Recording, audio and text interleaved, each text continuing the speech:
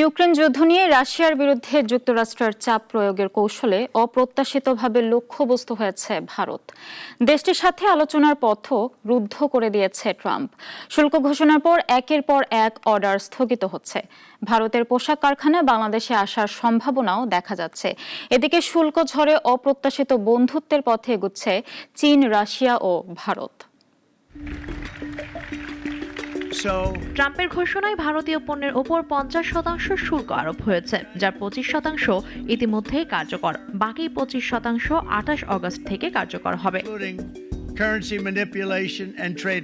এতে ভারতের 400 থেকে 500 কোটি ডলারের ক্ষতির আশঙ্কা রয়েছে। ট্রাম্প বাণিজ্য আলোচনাও নাকচ করেছেন। শুল্ক বিরোধ না মিটলে কোনো আলোচনা হবে না বলে জানিয়েছেন। মার্কিন retail giant Amazon, Walmart, Target ও গ্যাপ ভারত থেকে অর্ডার স্থগিত করেছে। ভারতীয় রপ্তানিকারকদের বাড়তি শুল্কের খরচ বহন করতে বলা হয়েছে। পোশাক প্রতিষ্ঠান পার্ল গ্লোবালের মতো কোম্পানি মার্কিন ক্রেতাদের চাপে বাংলাদেশ, ইন্দোনেশিয়া, ভিয়েতনাম ও গুয়াতেমালায় উৎপাদন সরিয়ে নেওয়ার পরিকল্পনা করছে।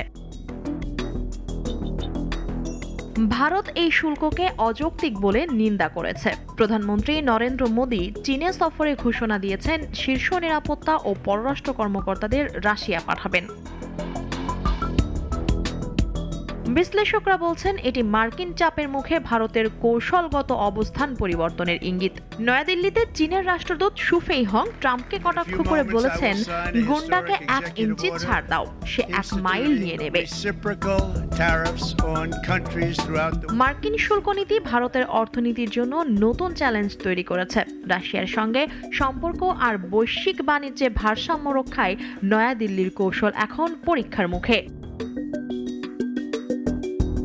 মুনিয়া জ্যোতি, নাগরিক।